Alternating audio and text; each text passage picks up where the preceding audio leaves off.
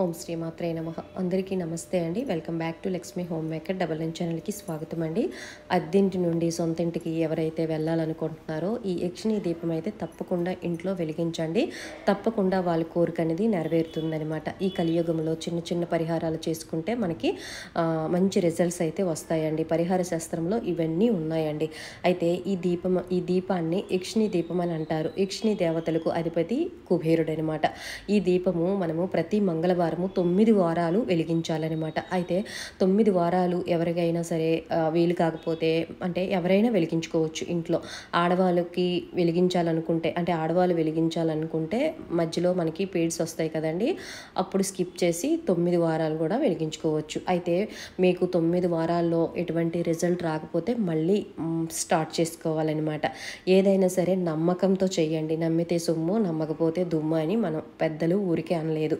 అయితే ఈ యక్షిణీ దీపాన్ని మనము దక్షిణం వైపు వెలిగించాలండి. నేను పెద్ద వీడియో చేశానండి. ఒక సిస్టర్ అయితే కామెంట్ చేశారు, అక్క క్లారిటీగా లేదక్క, ఒకసారి మళ్ళీ చెప్పండి అక్క అని అడుగుతున్నారు. అందుకే మళ్ళీ షార్ట్లో మీ అందరికీ ఇన్ఫర్మేషన్ ఇస్తున్నాను.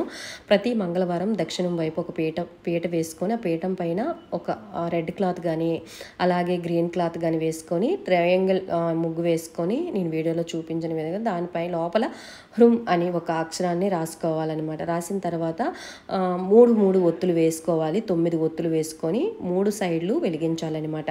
వెలిగించేటప్పుడు మాత్రము మనము ఇంట్లో నిత్య దీపారాధన చేసుకున్న తర్వాత ఈ యక్షిణీ దీపం వెలిగించుకోవాలి. ఇంట్లో నిత్య దీపారాధన మాత్రమే చేసుకొని ఈ దీపాన్ని వెలిగించుకోవాలి. ముందైతే ఈ నిత్య దీపారాధన పెట్టక ముందు ఈ దీపం వెలిగించొద్దండి. ఓకేనా? అయితే ఈ దీపం వెలిగించేటప్పుడు మాత్రం ఖచ్చితంగా మాంసాహారం ఇంట్లో భుజించకూడదు. బ్రహ్మచర్యం కూడా పాటించండి. అలాగే ఈ దీపం అయితే మనము ఉదయాన్నే వెలిగించేయండి. అంటే బ్రహ్మముహూర్తాల్లో వెలిగిస్తే చాలా మంచిది. బ్రహ్మముహూర్తంలో అంటే ఉదయాన్నే మనకి సూర్యోదయానికి ముందే లేచి వెలిగిస్తే చాలా మంచిది అనమాట. ఇంకొక విషయం ఏంటంటే మార్నింగ్ ఎవరికైనా వీలు కాకపోతే సాయంత్రం ప్రదోష వేళలో కూడా ఈ దీపం వెలిగించుకోవచ్చండి. ఓకేనా?